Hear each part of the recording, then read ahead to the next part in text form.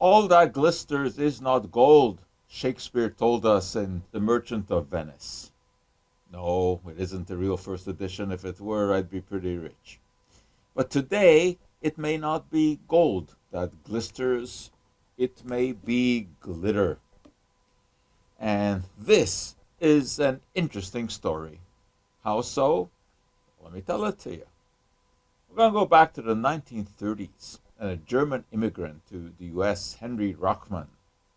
And he was a machinist by profession, very good with his hands.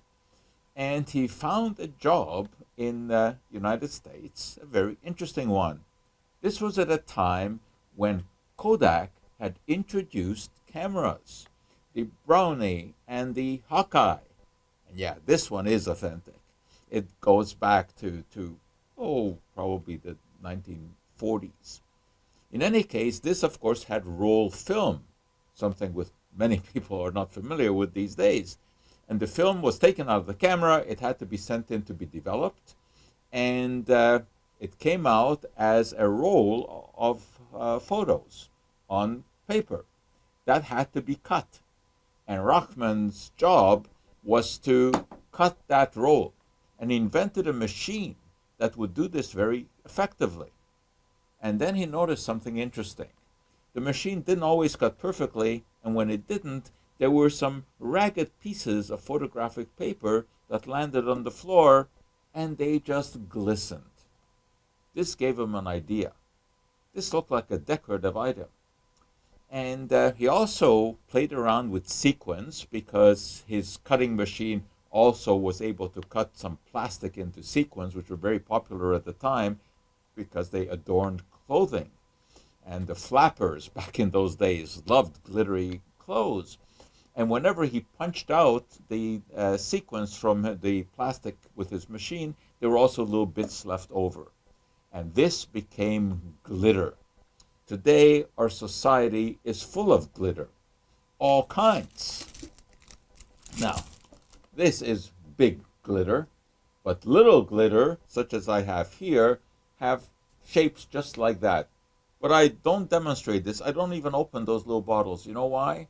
Because you can't win a war against glitter. Soon as you open it, you do something with it, it is all over the place. Well, today, glitter is made mostly from polyester. That's the same plastic that is used to make the bottles, drinking water bottles. And therefore, there is a problem. The problem is that, like these bottles, they can stay around for a very long time because polyester doesn't easily biodegrade. So whatever glitter we are using today ends up in the environment. And therein lies a problem, because as it rumbles about in the ocean, for example, where a lot of plastic ends up, breaks down in little particles. We call this micro and nanoplastic. And they contaminate our water, they contaminate our food. And that is not a very comforting thought. For example, an apple. If I take a bite out of this apple, believe it or not, there are a few 100,000 pieces of microplastic in there. Now, these are very, very small. And we don't really know what happens to them. Mostly, they pass through our body.